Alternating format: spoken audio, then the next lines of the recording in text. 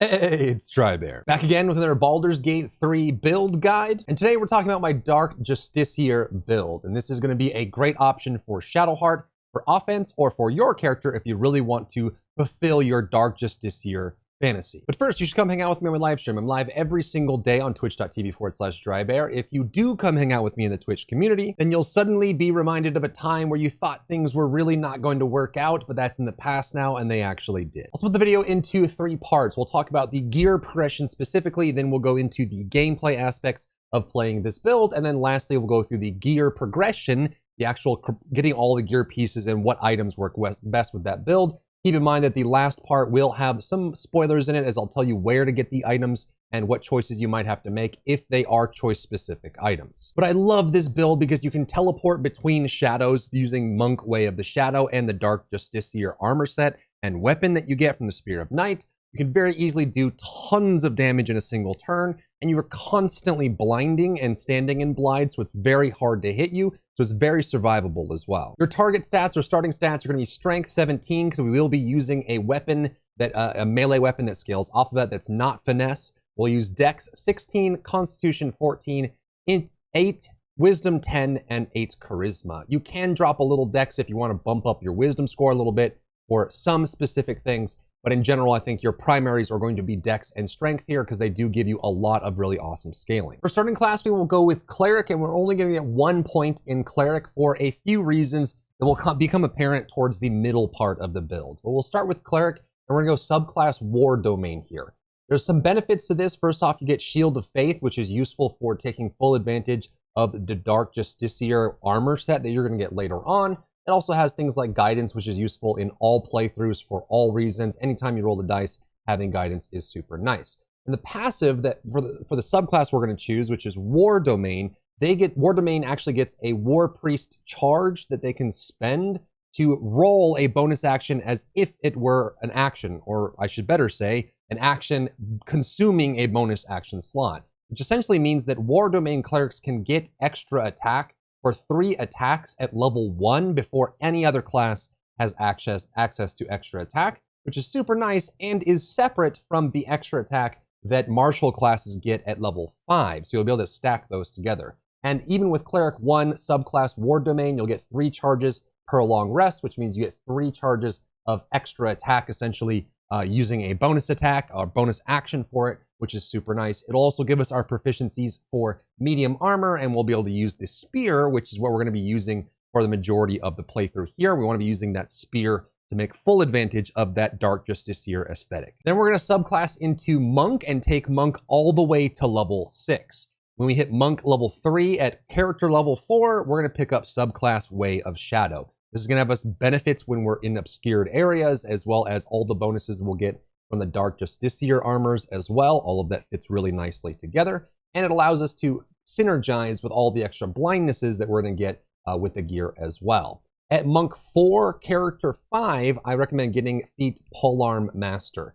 Now, there's a couple options here. You can go Savage Attacker. You can even you can always go Ability Score Improvement if you want and increase your Strength or your Dexterity to get those even higher. But I like Polearm Master because it gives you an option to use an extra attack after using a polearm as just a blunt attack. And this is great when you're out of War Priest charges and you just want to attack again with your bonus attack. But it also means that you can do a reaction attack when enemies enter into melee range, not just when they leave. So if they come within melee range with you, you get to strike them. If they leave within melee range of you, you get to strike them. You always get the opportunity attack. One thing I'll warn you about this is if the other enemy is also a polearm master, so if they're using a glaive or a halberd or a spear, just be wary that if you choose to use that opportunity, they will get it as well, and sometimes you'll be the only one that gets hit if you're against an enemy that is also using a polearm.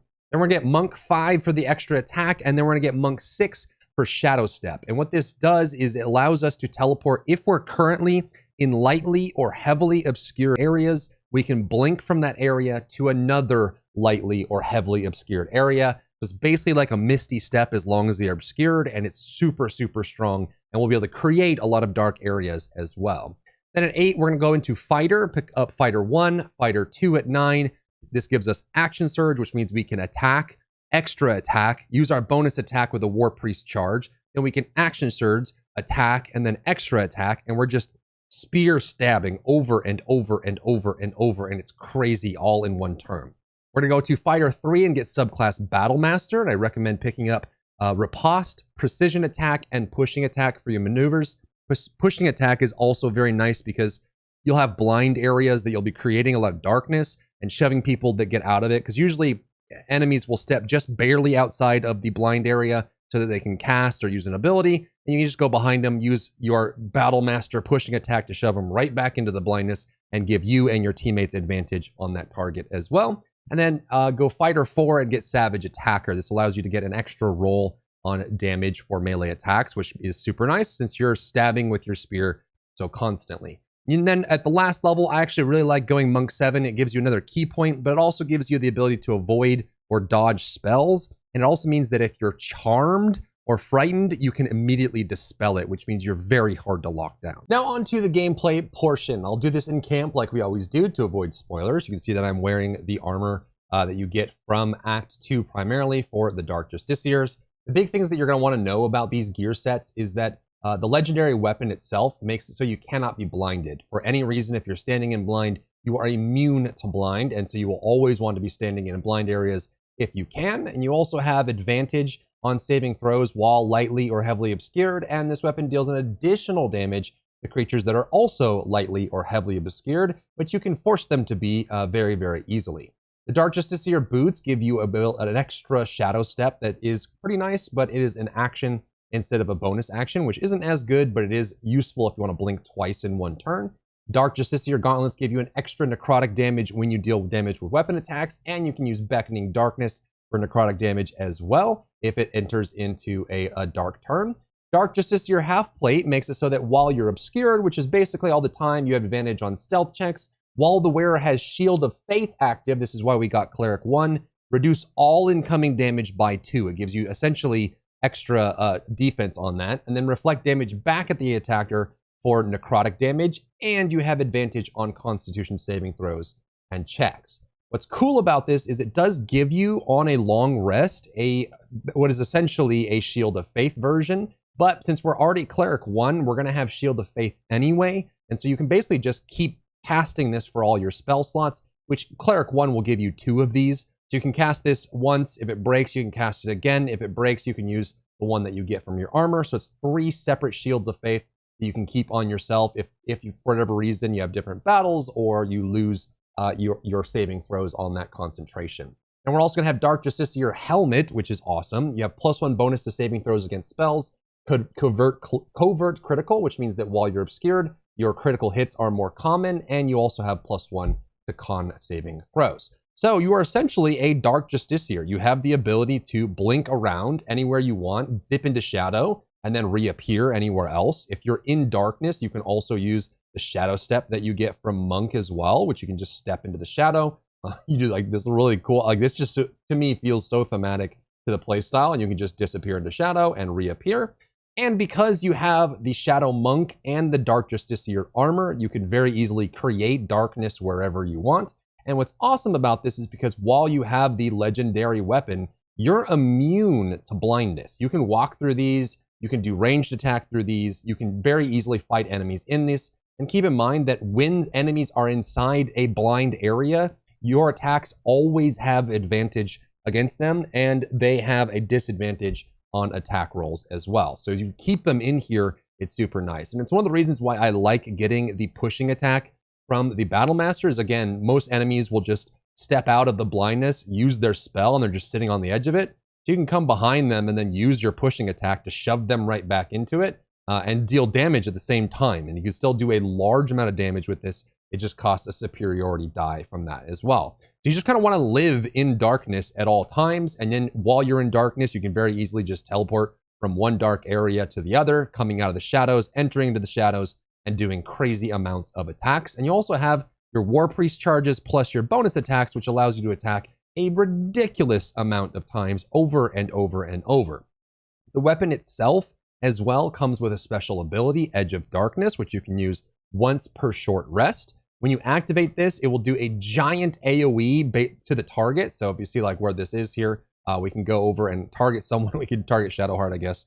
So we have this attack here, but you can see how big it is. It will hit all targets in this area, friendly or enemy, and it will do a whole bunch of damage, including necrotic and bonus and all that. And it'll create a small patch of darkness where you hit that target as well. So you'll be able to create even more dark areas to stand in. So it's like having your darkness spell plus the bonus shards darkness that you have as well. So even in the middle of this, like a brightly lit area, you can still be obscured and you can still be getting your advantage from that. If you don't know how darkness or obscuring works, the easiest way to tell what status you're in right now is just to press and hold shift. Shift is your kind of like sneak button, but while you're holding it, it'll show you where your cursor is, whether that area is not obscured, lightly obscured, or heavily obscured. So if it's not obscured, so if I drag my cursor over to this torch, for example, you can see that the icon around my cursor is a fully lit sun. It's filled in all the way. If I go to an area that's away from a light source and in the shadows and it's lightly obscured, it'll be a half sun. And if I go into like a dark area inside the darkness, say, it'll be completely hollow because it's pure, it's heavily obscured inside of that. And so as long as you have your icon at that half sun fill in or the completely empty hollow, you will be getting all the benefits of all your Dark Justiciar bonuses and very easily be able to benefit from that. You'll get advantages on stealth checks, saving throws, attacks, bonuses, triggers, necrotic damage, that sort of thing. It's actually ridiculous how many times you can really just pump in the damage on somebody. And just remember that when you have the Dark Justiciar half plate, you do want to keep Shield of Faith on yourself. We do have 2 charges that we can use from Cleric, which is really nice. You can see that added that extra little bit to me. The Retribution is active right now, so I now have Sharon Retribution. And so you can very easily just do a crazy metric ton of damage here. So we can go and just pump this real hard. So you can see we can attack once. We have an extra attack. We can attack again, and we can strike again. Deal damage there. We can even do another attack here as well. And what's even better is if you can create the darkness area inside, you'll have advantage as well, and you're immune to darkness as well, so you can't be affected by this as well. You can also gain a action surge and put that in top of your character, do it all again, and keep stabbing. If anyone comes near you in melee range, you can stab them. If they ever leave your melee range, you can stab them unless they disengage. So you have constant opportunity to just hit over and over and over, and you're very hard to track down with crazy mobility. So I love this build a lot. Now let's go over the gear, and this is going to be a text gear. I'm going to show all the gear options that you have as you go through the game with the source and how to get them. No visuals, no cutscenes, but it will be minor spoilers because it'll tell you what choices you need to make and where you're going to find them based on location. So if you want no spoilers at all on locations and where items drop, then you can step out now. But if you want to know where the best gear is for this build, we're going to go over that now. Now I'll have the progression sheet and the gear sheet down below in the description and in the comments as well if you're looking for images, or you can just screenshot it as well. But let's quickly go through in chronological order the items that are going to be useful for this build as you progress through the game, starting with Act 1. You will want a glaive, a halberd, a quarterstaff, or a spear. And there's plenty of really good options in Act 1. You can start with a spear as well. And since you have Cleric, you have a bunch of different weapons you can pick from too. But one of the best ones you can get is the Monster Slayer Glaive. This is the halfling that you have in front of the vault inside of Shattered Sanctum with the goblins. If you kill Roa Moonglow here, she won't be available later on in Act 2 as a vendor, but this build won't need any of the items that she offers there, so you can just pick this up early. It gives you a jump distance increase, and it gives you bonus damage against monstrosity type foes, and has good base damage rolls as well, which is really nice. Bow of the Banshee comes from Grimforge. If you kill Corsair Greymon, he is the Duergar that you come in on the boat with in the very beginning. If you kill him for any reason, and there's many opportunities to do so, you can loot his Bow of the Banshee. And what's cool about this, and I don't know if they plan to fix this or not, this one you gain the bonus attack damage, and it seems to apply to weapons even if you're not shooting the bow at all. So this will actually apply to your melee weapon as far as I can tell, giving you extra bonus damage on that. And it's nice to have a ranged weapon on you, so if an enemy's just out of range or you can't really get to them in one turn, it's nice to be able to just do some damage along the way. And you can also even inflict frightened with this bow, which is super useful. In the Myconid colony, if you decide to stick with Spa, which is the original sovereign that comes with the mushroom colony, if you do his quest and he opens the vault for you, you'll be able to pick up the Shadow of Menzoberranzan Helm, which allows you to cast an ability on short rest, which gives you invisibility, which is super nice. You can guarantee your obscurity, and then the Way of Shadow Monk abilities are going to synergize with that pretty nicely. In the Druid Grove, at the very beginning of the game, you can buy from Aaron the Hedge Wanderer armor, which is medium armor. It grants a +1 bonus to dex saving throws and checks and gives you nature, but it's also just decent armor that's very easy and very cheap to pick up, and it'll last you a good while all the way until Act 2. In the Shattered Sanctum as well, if you go behind Drawer Ragslin and get into his vault, you'll be able to pick up the Gloves of the Growling Underdog. Underdog's Bravery, the wearer gains advantage on melee attack rolls while surrounded by 2 or more foes, and increases your strength saving throws +1. And you do have good strength here, so it just kind of synergizes and gives you advantage in the early game, which is super nice. Linebreaker boots come from a corpse in the Warg Pens. So if you go down to where Halsin is imprisoned, you can pick these up. Once per turn, when you dash, you gain Wrath. So if someone's out of range, you activate dash to get closer. It'll give your melee attacks bonus damage when you arrive there for 2 turns, which is pretty cool and super fun. Amulet of Misty Step is one of the best early game items you can get in the game without question. Pick this up in the Priestess's bedroom chest in the Shattered Sanctum. It just gives you a free Misty Step every rest, which is really nice. Caustic Band is also insanely good for any weapon attacking build.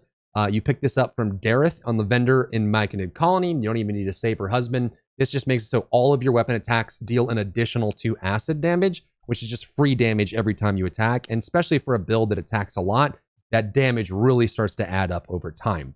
Then for this build, I like picking up Crusher's Ring from Crusher in the Goblin Camp on the outside of the Shattered Sanctum. This just gives you bonus movement speed. 3 movement speed is significant for any part of the game, which is super nice. Going into Act 2, this is where things get a little story spoilery. You're going to have to make some specific choices to unlock the best gear for this build. And if it doesn't come as any surprise, it shouldn't, that you are looking for the Dark Justiciar storyline path. Namely, you want to hopefully have Shadowheart in your group when you go down into Shadowfell and you meet Nightsong, and you want to allow Shadowheart to kill Nightsong in order to unlock Shar's Spear of Evening, which is the legendary spear that you get for fulfilling the Shar Dark Fantasy. When you get this, is the one that gives you blind immunity, it gives you darkness, it gives you the big AoE cleave with necrotic damage on it. All of that is super good. So you do want to get that. And then once you get the spear, you can just take it from her. If you don't want her in the party anymore, you can. Or you can just have her be the Dark Justiciar in your party if you want as well. The Titan String Bow from Moonrise Towers from Lan the Vendor is super nice. It deals additional damage equal to your strength mod. And since we are running strength, it is an easy way to get bonus damage from range as well. On top of that, we do want the Dark Justiciar helmet from the Temple of Shar in the Library Trial with the Silence in the middle. This one is the one that gives you the bonus crit rolls. It's easier to roll crits and gives you the Constitution saving throws and gives you the roleplay option as well. Cloak of Protection is a great one for all builds. You can get this from the Quartermaster Tali in Last Light Inn. This gives you armor class +1 and saving throws +1. Again, this is just generally good for any build in the entire game. Then the Dark Justiciar Half-Plate, again, you have to let Shadowheart kill Nightsong for this. And this is the one that gives you advantage on stealth checks. It gives you the Shield of Faith. And when you have Shield of Faith active, you lower damage and reflect damage back, which is super strong. Same thing for the Dark Justiciar Gauntlets and the Dark Justiciar Boots for Shadow Teleportation and the weapon attacks. There's a few other ways to get the Gauntlets and Boots from other means, but I think this is the easiest way. She gives you a full set of armor and a legendary spear if you decide to take out Nightsong. From the Illithid Colony, if you do the brain puzzle after killing Ketheric, you get the Circlet of Mental Anguish. And this means that when enemies fail your Charisma, Int, or Wisdom saving throws, which you have plenty of those options there as well, you will be able to heal yourself, which is really nice. Killer's Sweetheart is also another awesome ring. I love this one. This one's in the Temple of Shar as well, the self-same trial. This one means that when you kill a creature, your next attack roll will be a guaranteed critical hit, and you use it as a reaction. So you can choose when you're going to consume that to guarantee the critical hit. And it's once per long rest, but you can, if you really need to pump an enemy full of a lot of damage, and you know you've got a good roll, you can hit this, choose to use the Executioner, and guarantee the crit, and it does bonkers damage. The Ring of Twilight from the Shadowlands in the Broken Tower in the open world area. Super nice. This one gives you +1 AC while you're obscured, which should be, again, all of the time. And what's great about this build is you basically have your best in slot items in Act 2. You're walking into Act 3 just completely broken OP out of your mind. Insanely, insanely strong. But there are some interesting options in Act 3 for this build. The Dead Shot is a nice pickup from Fitz the Firecracker in the lower city. This one gives you, again, another improved critical, which stacks up with all the ones you already have. You can also do double proficiency bonus when rolling range attack with this weapon, unless they have disadvantage. So it's very easy to get good damage out of this when you have to. The Helmet of Grit from the Tsar Palace with Cazador in the Cursed Room chest. It gives you, when you're 50% less HP or less, you have an additional bonus action. So if you're no longer you're low HP, you get an additional bonus action, which you can use to do unarmed attacks. You can use it for a shadow step. You can use it for creating something that's beneficial to you, or drinking a potion. All of those things are really nice, and it works well with this build. Legacy of the Masters, you pick up from Dammon if you saved them in the beginning of Act 1. This one gives you a +2 to attack and damage rolls with weapons and strength saving throws +1, which is super nice. But honestly, if you really wanted to, you can just stick with all of the Dark Justiciar pieces, plus the rings that you already picked up and the amulet already picked up, and that would be perfectly fine for the entirety of the game all the way through the end. So that is the Dark Justiciar build. If you really want to use this for Shadowheart to help fulfill her dark path and giving into the Dark Lady, or you just wanted to have a really cool Shadow Monk ability to use spears and martial weapons to really kind of fill that fantasy, then this is going to be for you. I hope you found value in the video. If you did, leave a like down below. Leave a comment for the algorithm to help this video get seen by more people. I'll see you on my live stream. If you enjoyed yourself today, leave a like down below. You can support me and my work on Patreon and view Patreon exclusive content, link in the description. Thank you so much for tuning in, and I'll see you in the next one.